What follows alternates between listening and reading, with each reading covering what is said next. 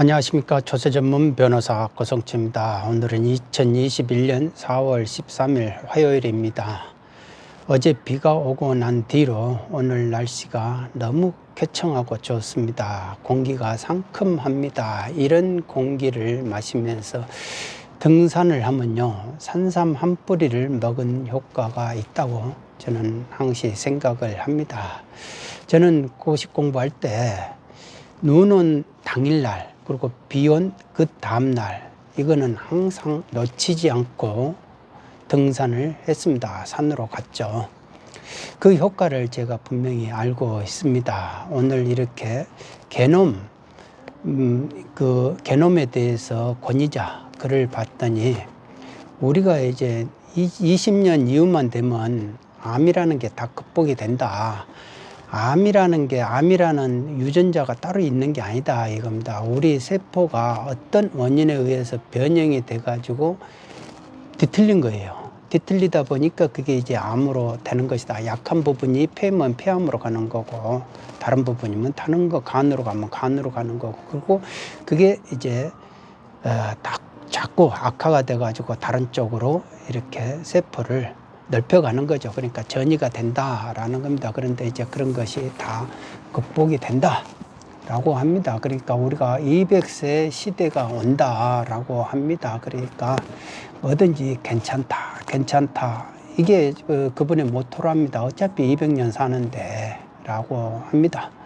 그러니까 급하게 서두를 필요가 없다. 돈도 중요하지 않느냐라고 이렇게 물어보니까 죽지 않을 만큼만 가지고 있으면 된다. 어차피 내가 일하는 거 열심히 일하고 재미있게 일하고 즐거워서 하고 내가 원하는 거 하고 그거죠. 그러니까 자기가 주체가 돼가지고 하는 거 그 자체가 행복이라고 생각한다. 그렇게 되면 유전자가 변형을 일으키지 않는다라는 겁니다. 그러니까 결국은 스트레스가 만병의 원인이라는 거는 맞고 일체유심조다. 라는 그 말도 맞다라는 겁니다. 결국은 내가 뭐든지 세계를 만들어낸다 이겁니다. 내가 만들어내는 것이지 누가 만들어주는 게 아니다 이거죠. 내가 즐겁게 하면 세상이 즐거운 것이고 내 세포도 즐거운 것이고 그리고 내가 억눌려 가지고 막 이렇게 마지못해 하면은 내 세포도 괴로운 거예요. 그러니까 이제 병으로 오는 거고 병이 오면 이제 죽잖아요. 그러니까 죽음에 빨리 가면은 애석하고 원통하잖아요. 200세까지 살면 되는데 라고. 옛날에 뽀빠이 이상용이 100세가 넘는 103세의 할아버지한테 물어봤어요. 남들하고 이렇게 비교하면서 좀 이렇게 언짢은 일들이 있으면 어떻게 합니까? 그러니까 걱정 마, 지들이 먼저 죽대 그러더라고요. 그러니까 그 말이 맞죠. 걱정하고 스트레스 받고 막 이런 사람은 먼저 죽죠. 그러니까 그 분도 좀 이렇게 냉소적인 사람들이 그게 이제 그 사람들이 유전자가 빨리 죽을 것이다 이거죠. 변형을 빨리 할 것이다. 저는 그 말에 공감을 합니다.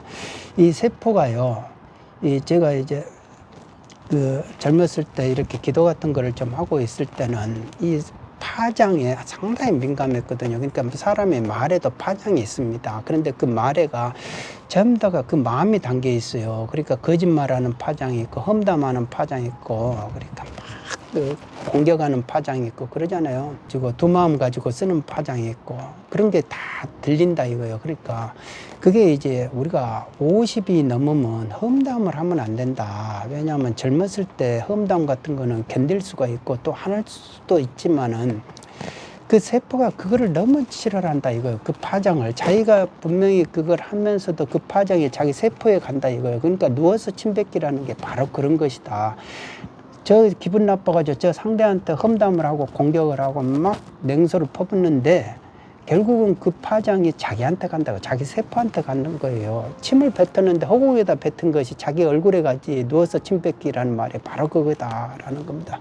남한테 이렇게 험담을 해도 그 사람이 그 말이 무슨 말인가 까방까방하게 눈만 까방까방하고 이렇게 해버리면은 도달하지도 않아요. 사람이라는 게 마음의 골이 다 있어요. 사람인 것 같아도 사람이 그 마음 쓰는 것이 그러지를 못하는 사람들이 다 악의 다툼하듯이 그리고 그런 식으로 마음을 쓰게 되면은 맨날 이렇게 남 안이 꺾고 막 마음에 안 들죠. 그러면은 막 내퍼붓죠. 그게 욕이 되고 막 뭐가 되고 본인은 그게 시원한 것 같아도요. 정작 자기가 자기 살을 깎아먹는 구조를 가지고 있는 사람들이다. 옛날에 그 부처님을 출가할 때 이렇게 마부가 있었대요. 그 마부가 또 출가를 했는데 그 부처님 믿고 자기가 출가시켰다고 막 이렇게 자랑하면서 안하무인이에요. 그러니까 모든 사람들이 이제 부처님한테 어떻게 하면 좋겠습니까? 라고 하니까 묵빈대처해라. 그냥 상대해주지 말아라. 말도 걸지도 말고 말도 들어주지도 말고.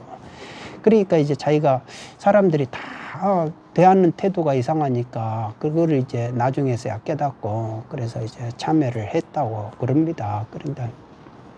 그러니까 그 당시만 해도 이렇게 그런 분들은 인정하시니까 누구를 벌 주고 그런 게 없어요. 뭐 너 죄를 네가 알렸다 하면서 벌을 주고 너 나가 막 이런 식으로 이런 게 없어요. 참회라는 거는 잘못을 뉘우친다는 말이거든요. 뉘우치고 자기가 깨닫는 거예요. 그래가지고 미안하다 이렇게 공손하게 사과하는 것이고 참회에서 회라는 거는 여러 사람들 앞에서 그렇게 하는 거를 말을 해요. 그러니까 이제 참회를 시키고 포용을 하는 거죠. 자기가 잘못을 받아들이게끔 하고 느끼게끔 하고. 그러니까 누구 벌 줘가지고 뭐 저쪽에다가 뭐 어디 쫓아버리고 어디다 뭐 지옥불로에다가 던져버리고 그런 게 없다 이겁니다. 예, 그런 게 없어요. 그러니까 성인들의 경지에서는 그런 게 없다. 말이 길었는데요. 믿을 사람이 없다 이겁니다. 요즘은 참 믿을 사람이 없다. 입만 열면 거짓말 하려고 누구를 사기를 치려고 그러는 거예요. 사기꾼의 프로의 사기꾼의 이야기를 들어봤더니 첫째가 우연을 가정을 한대요. 뭐든지 접근이 우연을 가정을 한답니다. 의도적으로 접근을 하면 사람들이 다 눈치채죠. 그러니까 우연을 가정한다. 우연을 가정하는 방법은 여러 가지가 있대요. 그러니까 상황 케이스 바이 케이스다. 그때그때마다 그거를 만들어낸다 이겁니다. 그러니까 프로죠. 그리고 이제 소기의 목적을 달성을 했잖아요. 결국은 호주머니에서 돈이 나오는 거거든요. 그런데 그 돈을 가지고 이제 떠날 때 절대 그 사람한테 원망을 사지를 않는데요. 그냥 아름다운 추억으로 남긴다 이겁니다. 내가 잠시 어쩔 불가피하게 이렇게 갈 수밖에 없는 그런 상황을 만들어낸다 이겁니다. 또 그러니까 속아도 속는 줄 모른다. 속아도 속는 줄 모른다 이겁니다. 그러니까 도처가 그런 사람들이 많다 이거죠. 그런데 우리가 똑똑하면서도 이상하게 그런 사람들 말에 너무 쉽게 넘어간다라는 겁니다. 그러니까 목적의식을 가지고 이렇게 사기를 치는 사람한테는 당연히 넘어가고 타겟이 된 이상 넘어갈 수밖에 없는데 중요한 거는 선무당이 사람 잡는다고 사람을 그냥 대충 믿어버려요. 그냥 알아서 해주겠어요? 알아서 해주세요가 없어요. 우리나라에는 알아서 해주세요가 뭐 카센터 가가지고 알아서 해주세요 하면은 다 알아서 해주는 사람 몇 사람 있겠습니까? 다 봉을 씌우려 하고 그런 거 아닙니까? 바가지 씌우려 하고 그런 마음이 저절로 난다 이거예요. 순진한 사람 만나면 더 울고매려고 한다 이거예요. 우리도 지금 이 세금 세정 현실에도 마찬가지다. 세법이 이렇게 많이 바뀌고 이렇게 하는데 그걸 알아서 해주세요 하면 되겠냐 이겁니다. 일시적 1세대 2주택이다 보니까 이제는 이제 뭐 몇 년, 3년 안에 팔아야 된다, 2년 안에 팔아야 된다, 아니면 1년 내에 팔아야 된다. 이거는 이제 사람들이 다 알아요. 아는데 이제 부동산 공인중개사도 알고 세무사도 웬만한 세무사도 다 아는데 중요한 거는 그게 이제 몇 년, 몇 월, 며칠 이전의 것들이 다 나눠져 있단 말입니다. 세계가 나눠져 있기 때문에 그런 거를 구분을 할 줄 알아요. 그리고 또 두 번째는 오늘 같은 경우도 이렇게 보면 등기 접수일을 취득일로 보고 있다 이거예요. 잔금청산이라고 등기 접수일이 먼저면은 잔금청산일이 먼저란 말입니다. 어느 게 먼저면은 빠른 게 먼저예요. 그러면 보통은 원칙이 잔금청산일이고 소유권 이전 등기일이 잔금청산일보다 앞서면 그게 취득이래요. 그러면은 신규 아파트 취득일로부터 종전 아파트를 그러면 3년 안에 팔아야 된다, 2년 안에 팔아야 된다, 1년 안에 팔아야 된다 할 때 그럼 뭘로 기준을 할 것이냐? 잔금청산일이 기준이죠. 그런데 잔금청산일보다 등기 접수일이 이번 경우는 특수한 경우니까 등기 접수일이 취득일이니까 그것보다 조금 앞으로 하면 돼. 그러니까 원래 계약서 잘 적어놓고 바꿨단 말이에요. 그러니까 그렇게 해가지고 그 공인중개사가 소개하는 이 사람 이 세무사한테 해야 돼 하면서 이 세무사한테 갔더니 그 세무사가 뭐 확인서를 하나를 적어주라고 그랬대요. 그러니까 당신이 이렇게 원하는 대로 신고를 해주는 거니까 그에 대해서 뭐 책임을 지지 마라 뭐 이런 식으로 확인을 해줘야 신고해준다. 아니 그러면 중개사가 뭐 하려고 소개하냐고요. 그럼 무책임한 사람한테. 그 확인서에다 사인을 해주니까 신고를 해줬다 이거예요. 비과세 신고로. 그러니까 어떻게 됩니까? 결론은 잘못된 원인을 주면은 결과가 나온다니까. 그 결과에 대한 책임을 지게끔 나온다니까요. 그게 냉정하다는 거예요. 그게. 예. 그러니까 세법의 무지는 용서를 안 해준다는 게 이게 세금의 격언이단 말입니다. 그러니까 어떻게 됩니까? 국세청 세무공무원이 전화 와가지고 이거 잘못했는데요. 3억을 더 내야 되겠는데요. 그러니까 일단 자진신고 하세요. 라고 했다는 거 아닙니까? 그러니까 이제 와서 이제 중개사도 내가 그런 말 한 적 없는데, 내가 그런 말 한 적, 그렇게 하라고 한 적 없는데, 세무사는 내가, 본인이 신고하라고 해가지고 해주라는 대로 해주는데 무슨 소리 하고 있냐. 그러니까 나이가 드신 연로한 분은 이제, 그 돈이면은 이제 내가 노후에 쓸 돈인데, 내가 그 세금 내고 나면 난 남는 게 없어요. 라고 하면서 마지막으로 한번 확인해보고자 물어봤다. 답답하죠. 그러니까 그렇게 돈이 오고 가는 그런 거를 쉽게 사람한테 물어보고 또 그 상담하러 오는 분들마다 그런 말을 해요. 오늘도 또 그 근거가 또 제가 말하는 답하고 틀리게 알고 계시더라고요. 그러니까 어디서 그렇게 알았습니까? 그러니까 솔직히 세무사한테 들어서 알았어요. 그러더라고요. 아니 그러니까 세무사한테 들어서 안 것이 중요한 거죠. 공인중개사한테 알았었던 게 중요한 거 아니고. 그리고 일가구 일주택이라고 표현하는 그런 사람한테는 절대 그 사람이 전문가가 아니니까 그럼 그 사람은 의심을 해봐야 된다 이거예요. 왜냐하면 법 조문에 있는 말을 하지를 않는 거면 법 조문을 떠들어 보지를 안 했다 이거 아닙니까? 그러니까 그 사람도 누구한테 카더라 들은 이야기 가지고 많은 것처럼 하는 거죠. 그러니까 우리가 소득세령 155조 1항부터 155조면은 법적 근거가 뭐냐 그러면 155조 1항 매도든지 155조 20항 매도인지 그리고 매도 중에서도 가부터 마모까지 있으면 감옥이든지 이런 식으로 근거를 그중에 155조가 1항부터 25항까지 있단 말입니다. 그중에 그러면은 몇 항에 몇 호에 몇 목이냐 이거를 하나를 집어내야 되는 거예요. 그러니까 세법이 어렵죠. 아무나한테 물어보는 게 아니죠. 그러니까 전문가 찾아다녀야 되는 거예요. 전문가 찾아다녀도 그 전문으로 해석하는 사람을 말을 해도 이게 맞는지 안 맞는지. 그러니까 또 다른 사람은 어떤 사람은 10사람한테 간대요. 그러니까 돈이 있으면 10사람한테 가도 20사람한테 가도 20명한테 가서 해야죠. 자기가 못 믿으면은. 그러니까 그런 게 우리나라가 의외로 너무 그런 게 허술해요. 사람들이 돈이 그렇게 큰 돈이 오고 가고 몇십억이 오고 가는데도 그게 그렇게 하라는 대로 하고 그것도 세법의 전문가가 아니잖아요. 그러지 않습니까? 세법을 다루는 본인들이 아니잖아요. 그게 그 중개사는. 그러니까 부동산 그 양도 부분에 대해서 남들보다 지식이 있을지는 몰라도 그 전문을 가지고 법적 근거가 되라. 그리고 그 법적 근거가 어떻게 해석되느냐. 이렇게 물어보고 거기에 대해서 답을 해야 그게 전문가죠. 그러니까. 그리고 부동산 양도 부분 그게 안다 해가지고 다 전부를 아는 게 아니잖아요. 지금 있는 모든 사건들이 신규 사건이다 이거 최초로 벌어지는 사건이다. 왜 세법 개정돼 가지고 벌어지는 최초 사건들이니까. 그러니까 국세청이 나는 이렇게 본다 이런 식으로 자기가 해석을 안 해주면은 전부 다가 어떻게 됩니까?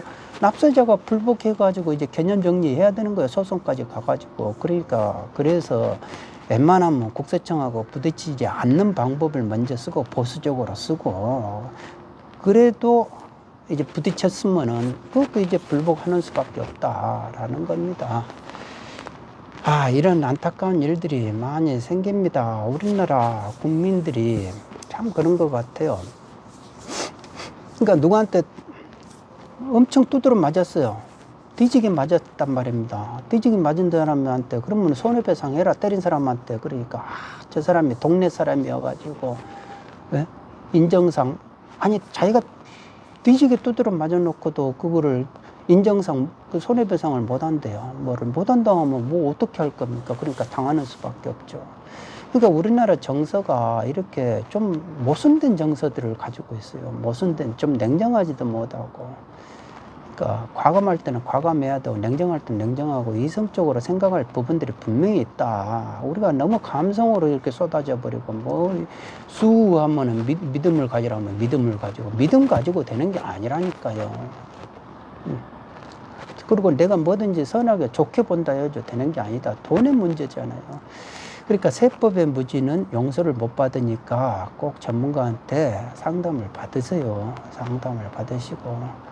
전문가라고 이렇게 조세 전문가라고 하는 사람은 우리나라에서 한 2만 명이 있어요. 그러니까 선택의 고통이 따르니까 그거 좀 감수하시고 일단 전문가한테 상담을 받을 줄 알아야 된다. 상담료 아끼지 마시고 증여를 100억씩 받은 사람이 상담료 아끼려고 절반 깎아달라고 하는 것 보면 질려요. 그러니까 그런 거 하지 마시고 제발 좀 사람이 품위 있게 향기 있게 사셔야 된다. 예?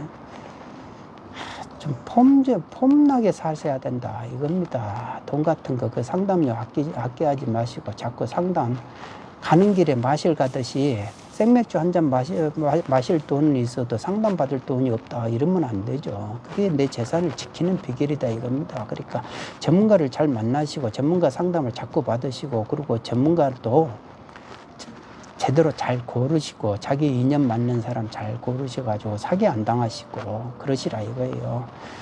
내가 사기를 당했는데 내가 거의 털을 다 뽑혔는데 고통을 안 느껴요. 그게 프로 사기꾼의 기술이다 이겁니다. 그런 사람들이 널려 있어요. 우리가 국가도 세금을 징수하면서 거의가 털을 뽑히는데 고통을 안 느끼게끔 징수하는 게 징수 기술이라고 노골적으로 말하잖아요. 그러니까 도처에 고통을 못 느끼고 다 빼먹는다 이거예요. 그런 사람들 널려 있다. 세계는 내가 만든다. 내가 만드는 것이 남이 만드는 게 아니다 이겁니다. 그러니까 내가 알아서 해야 되는 것이다. 그러려면 어떻게 되냐? 좀 냉정하게 합리적으로 좀 의심을 하고 판단하고 이성적으로 좀 이런 사고방식들이 필요하다라는 겁니다. 오늘은 여기까지 하겠습니다. 여러분 건강하시기 바랍니다. 감사합니다.